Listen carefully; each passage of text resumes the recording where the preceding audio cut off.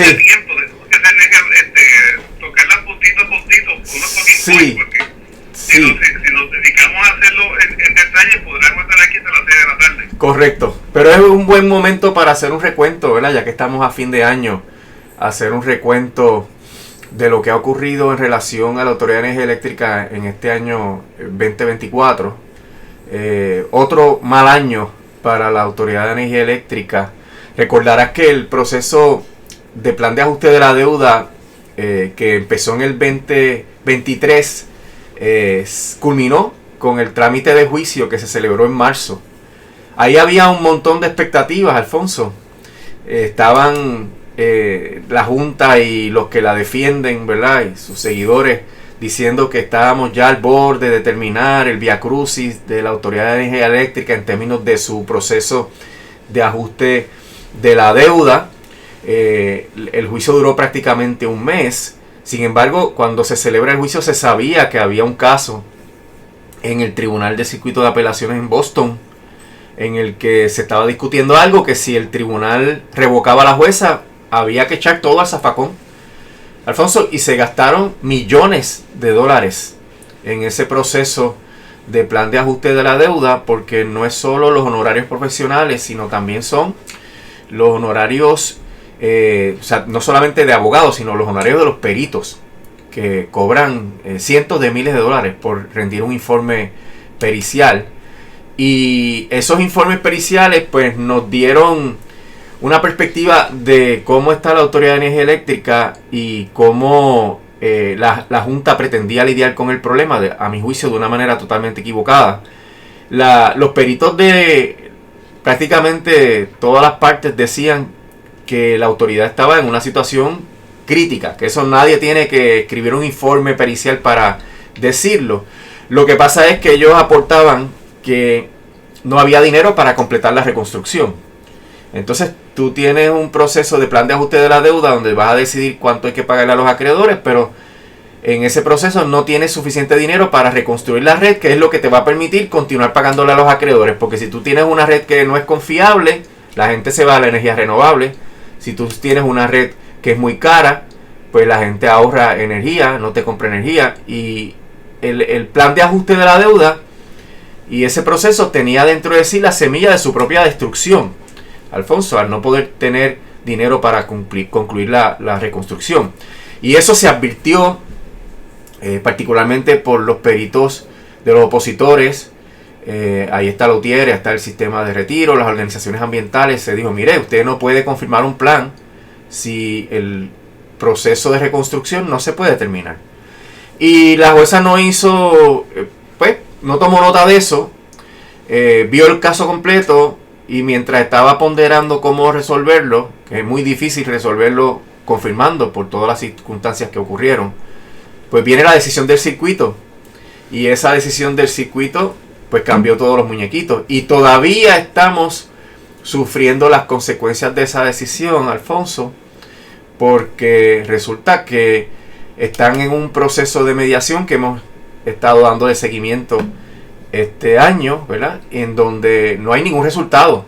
Y en la última reunión que hubo con la jueza, los mediadores tiraron la toalla diciendo que mira, en realidad no tenemos nada que aportar aquí en el proceso porque las partes están demasiado lejos y no hay manera de llegar a un acuerdo bajo estas circunstancias. Y la jueza no tomó ninguna decisión, meramente volvió a mandar a las partes a negociar. Y hasta ahora, ya tú ves, estamos a 30 de diciembre y no hay ningún tipo de anuncio sobre un acuerdo. El que no se haya logrado confirmar el plan de ajuste de la deuda, el que fuese, ¿verdad? Pues pospone aún más el contrato suplementario de Luma, que sabes que está en un contrato que no es el final y el que se acordó, sino es uno temporero en lo que se resuelve el proceso de plan de ajuste de la deuda. Pero peor aún, se pone más crítica la situación de la Autoridad de Energía Eléctrica, porque sin reestructurar las deudas, aún tú no puedes pagar o cuadrar los presupuestos, y sin cuadrar los presupuestos, pues tú no sabes lo que te sobra para poder determinar finalmente cuánto es lo que vas a pagarle a los acreedores, cómo es que vas a pagar las pensiones. y tampoco sabes cuánto habría que aumentar la tarifa, si es que hay que aumentar la tarifa para lograr cumplir con esas obligaciones. Esto Alfonso, esta dilación, esta tardanza impide que la autoridad pueda realmente empezar a recuperarse, porque en todo proceso de quiebra los deudores tienen dificultades con sus suplidores, con las entidades que hacen negocio con el deudor, porque hay poca confianza. ¿Cómo sabemos que la autoridad va a poder cumplir con un contrato si es Vox Populi, que la autoridad está en una quiebra dentro de la quiebra porque no tiene suficiente dinero para pagarle al que está gestionando la transmisión y la distribución de la energía eléctrica, que es Luma, ¿verdad? Todo eso, Alfonso, afecta la capacidad de la Autoridad de Energía Eléctrica de hacer negocio. Y no solamente eso, afecta la capacidad de la Autoridad de Energía Eléctrica de volver eventualmente a los mercados para conseguir inversión para poder terminar la red. Si ya sabemos que no hay dinero para terminar la red, que no da el dinero que asignó FEMA, pues va a ser necesario que se vuelva a los mercados. Pero dentro de la situación actual, donde no hay un plan de ajuste de la deuda confirmado, ni hay uno que se pueda ver en un futuro inmediato que se pueda confirmar, pues no hay expectativa de que se pueda volver a los mercados. Y esto nos condena per secula seculorum a tener un sistema eléctrico totalmente deficiente y un sistema eléctrico gestionado por estas compañías privatizadoras que lo que han hecho es meterle más gastos a la Autoridad de Energía Eléctrica y han hecho que realmente se le ponga más difícil a la Autoridad de Energía Eléctrica. Hemos comentado aquí hace un par de semanas lo de la quiebra dentro de la quiebra, donde Luma no hace su trabajo de cobrar las cuentas, no hace su trabajo de cobrar los reembolsos de FEMA, y por eso la autoridad no tiene dinero para depositarle las cuentas, que es algo contractual que pactaron Luma y la autoridad de las alianzas público-privadas para poder gestionar ese contrato. Y si no pueden cuadrar las finanzas operacionales de la Autoridad de Energía Eléctrica, imagínate entonces cómo cuadrar la totalidad de la deuda de la Autoridad de Energía Eléctrica bajo esas circunstancias. Eso de que el plan todavía esté pendiente también tiene un impacto gravísimo en el tema de las pensiones. Mira qué cosa más loca, Alfonso. La Autoridad de Energía Eléctrica radica una moción en el negociado para decir que no hay dinero para cubrir las pensiones. ¿Y tú sabes lo que le responde el negociado? Totalmente enajenado. Le responde: oye, pero mira tu presupuesto a ver de dónde puedes sacar dinero para poder cubrir las pensiones. ¿Tú sabes cuál es el presupuesto de la Autoridad de Energía Eléctrica actualmente? Como 40 millones de dólares. ¿Tú sabes cuánto se gasta en el pago de las pensiones mensualmente? Cerca de 24 millones de dólares. Entonces, el negociado, que es el que aprueba el presupuesto de la Autoridad de Energía Eléctrica, que sabe lo apretado que está ese presupuesto, que todo el tiempo la autoridad se está quejando, le emite una orden para que de su presupuesto saque el dinero. Alfonso, yo no puedo ver algo más enajenado de parte del negociado en cuanto a este tema. Y ese tema de las pensiones también es uno de los que está, obviamente, en el limbo, por razón de que no hay un plan de ajuste de la deuda. Se supone que eventualmente un plan de ajuste de la deuda designe ingresos suficientes para cubrir las obligaciones de los pensionados. Y mientras tanto, pues estamos sujetos a que ahora Jennifer diga: pues vamos a conseguir un dinero adicional para alargar el plazo que se tiene, que está cubierta la obligación de las pensiones. Y eso pues es una incertidumbre que nuestros pensionados no se merecen, Alfonso. Imagínate tú todo el tiempo estar viviendo pensando que tu cheque de pensión se puede acabar en un mes, en 2 meses o en 3 meses. O sea, eso es una tortura realmente lo que se le está haciendo a los pensionados. Y esa es otra consecuencia de que no haya habido la culminación del plan de ajuste de la deuda. Por otro lado, también una cosa que se quedó pendiente es el tema de la revisión de la tarifa. La tarifa de la Autoridad de Energía Eléctrica, esta es la básica, no la que se aumenta cada 3 meses. La tarifa básica se revisó en el 2017 y hasta ahora no se ha revisado. Pero entonces tenemos el problema de que ahora, en vez de menos gasto, como debiera ser, porque estamos en quiebra, ahora tenemos más gasto. Por ende, habría que aumentar la tarifa de una manera que cubra esos gastos. Como no se hicieron las aportaciones al sistema de retiro y el fondo del sistema de retiro se tornó insolvente, pues ahora habría que buscar dinero para pagar las pensiones, porque ya no hay un fondo que lo sustente. Entonces tenemos el issue de que esto habría que lidiar con el problema, sin ver lo que se le debería finalmente a los acreedores. Así que ya el negociado determinó que va a tener que aumentar la tarifa en 3 etapas hasta el 2028. Imagínate lo que nos espera al pueblo de Puerto Rico por todas estas ineficiencias, por todos estos errores que ha cometido la Junta de Control Fiscal y por cómo se ha manejado el caso de título 3 de la autoridad. La privatización, Alfonso, ha demostrado que ha sido una carga que la autoridad ni el pueblo de Puerto Rico pueden cargar con eso. Y eventualmente, cuando quieran cubrir los requerimientos presupuestarios de Luma Energy y de Genera mediante un aumento a la tarifa, aquí va a haber chispas, porque se va a poner la cosa bien difícil. Bien difícil porque los comercios, la industria, tanto la liviana como, ¿verdad?, la industria farmacéutica, tienen unos requerimientos de energía bien grandes. Y eso pues crea la situación de que tenemos una expectativa de poco crecimiento económico en el país. Una expectativa de que la situación se va a seguir tornando más difícil para los empresarios. Y dentro de todo ese contexto, Alfonso, todas esas cosas que se quedaron en el 2024, para colmo, hay que tratar de resolverlas en el 2025. Y hasta ahora no se ve que eso sea posible por todas las dilaciones que se anticipan en los trámites futuros. Interesante y preocupante. Sí, recuerda que un país que tiene energía cara es un país que no tiene crecimiento económico. Y esto no es un aforismo que me acabo de inventar, un proverbio chino que me acabo de inventar. Es algo que está documentado por los economistas, particularmente por José Israel Alameda. Alameda dice que si la tarifa sube por encima de 16 centavos por kilovatio hora, ya se convierte en un peso para el crecimiento de la economía. Es decir, un lastre que impide el crecimiento de la economía.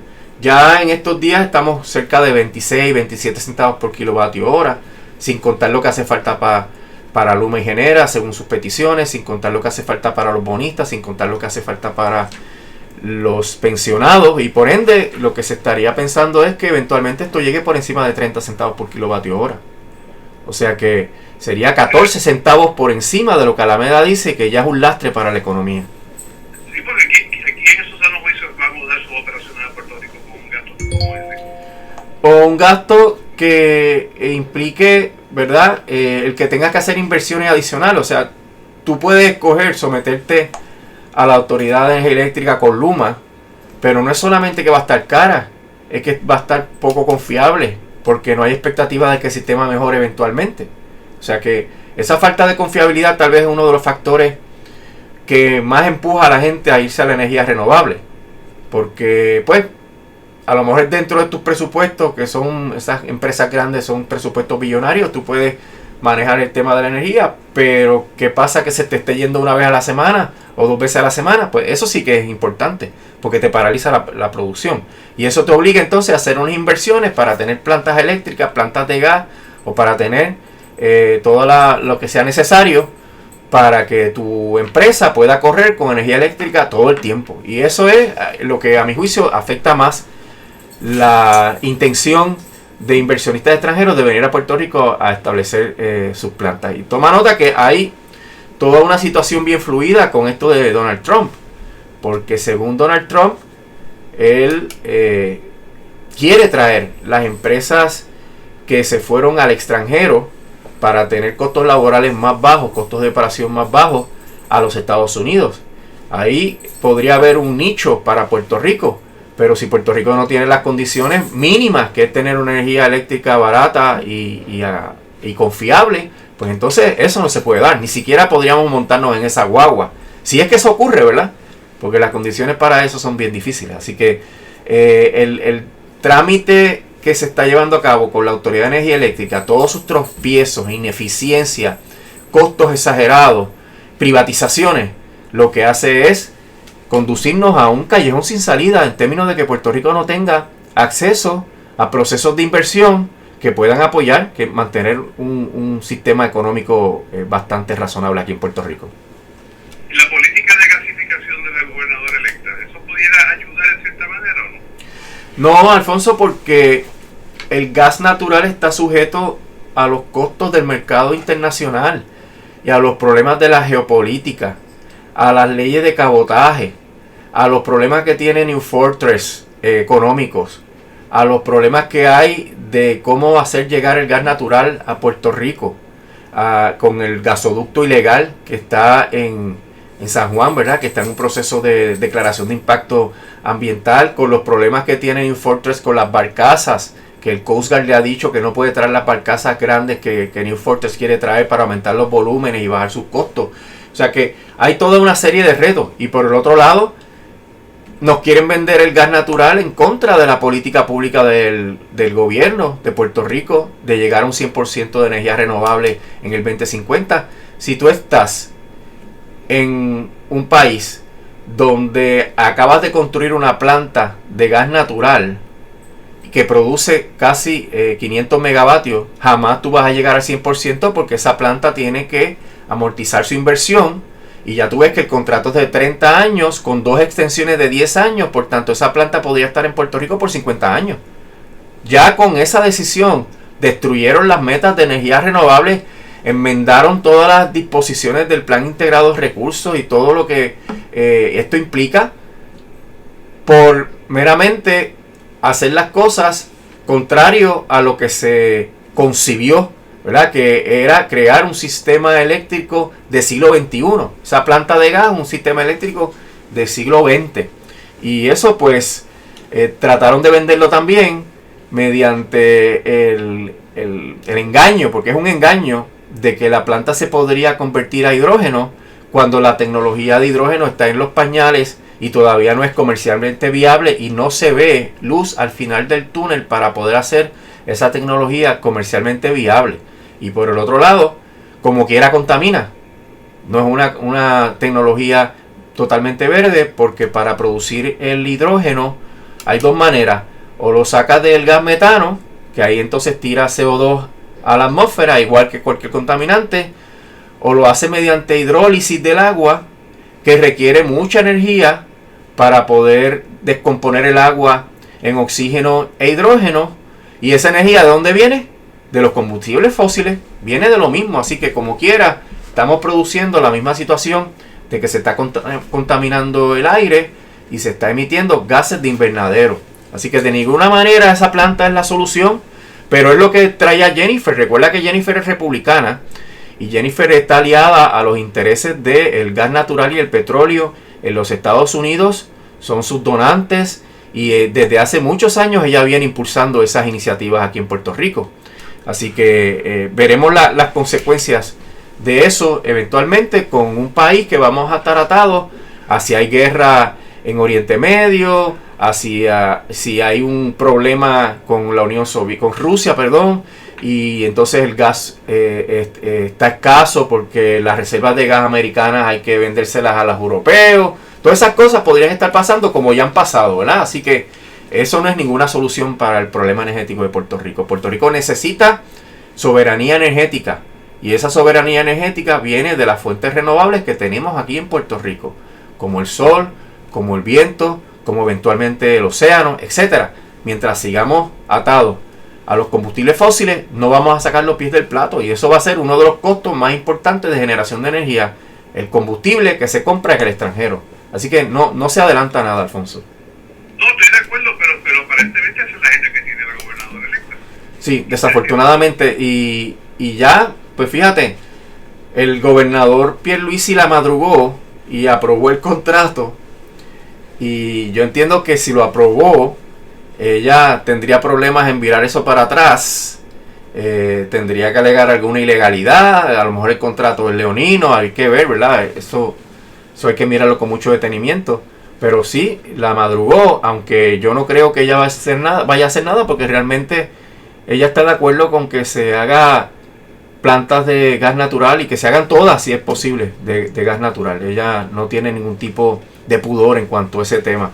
Así que veremos a ver qué ella hace cuando supuestamente ella pueda mirar lo que está pasando con esa planta, pero no creo que vaya a cambiar esa política ya establecida por Pierluisi. No, es que bueno, es que no es estaría rompiendo un precedente si le diera marcha atrás a ese contrato, porque aquí lo que hemos visto en las últimas décadas es que los gobernadores aceptan ciegamente lo que hizo el anterior. Sí, es cierto. Así pasó con Luma, con Genera, con el aeropuerto, con el puente, sí, sin duda, con las autopistas.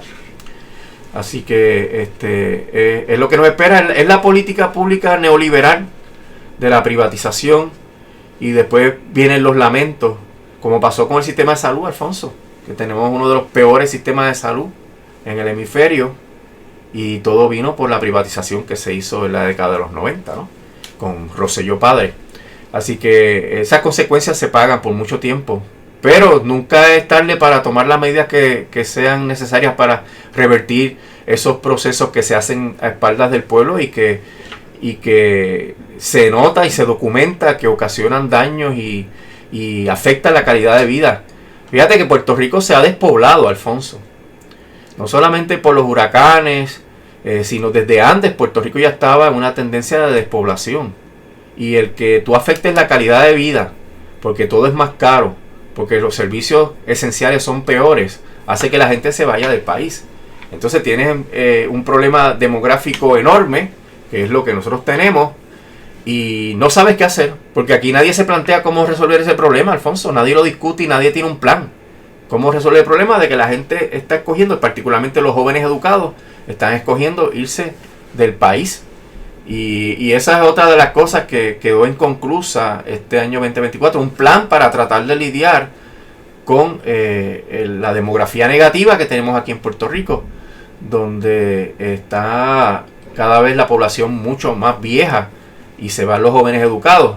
Eso es un problema bien serio. Algunos dicen que es uno de los problemas principales que tiene la humanidad, y Puerto Rico está entre los primeros países en términos de la gravedad de ese problema. Usted estuvo en Hawái no hace mucho tiempo atrás y nos adelantó lo que podía ser, bueno, lo que ya está ocurriendo en Puerto Rico. Y yo no sé si podríamos decir que es de cámara lenta, porque es a paso acelerado que vamos a convertirnos en otro Hawái. Sí, toma nota de los proyectos estos enormes, megaproyectos que están haciendo, ¿verdad? O proponiendo para excluir de grandes áreas del territorio nacional al que no sea socio o miembro o sea empleado, ¿verdad? De esas personas que compren esas propiedades que son totalmente inasequibles para prácticamente la totalidad de los puertorriqueños. Y eso hace que la población de Puerto Rico se convierta en meros proveedores de servicios de bajo nivel a estas poblaciones que se van a ir mudando acá y adquiriendo grandes extensiones de terreno, adquiriendo lugares de extraordinario valor pues ecológico, turístico, etcétera, para control de esas élites. Y eso yo creo que es parte de lo que se ha denominado, ¿verdad?, un Puerto Rico sin puertorriqueños, a la luz de ese sabio del chat que planteaba que eso era lo mejor que podíamos tener, un Puerto Rico sin puertorriqueños. Así que imagínate, ¿verdad?, cómo esto ha calado en la mentalidad de esos trogloditas del neoliberalismo, donde se lo llegan a plantear sin ningún tipo de pudor y hablarlo directamente. Así que es una cosa que realmente es alarmante, Alfonso. Y todas estas cosas lo que hacen es complicar más la situación de Puerto Rico y ponernos en una situación donde es racional decir, pues me tengo que ir de aquí, porque aquí yo no tengo calidad de vida, no tengo buena educación, no tengo buen sistema de salud, aquí pago más impuestos que en ningún otro lugar, el dinero no me da, la inflación está por las nubes, y no hay ningún plan para lidiar con todas estas cosas, nada se ha dicho para poder lidiar con los problemas principales de Puerto Rico. Y así entramos en el 2025, Alfonso.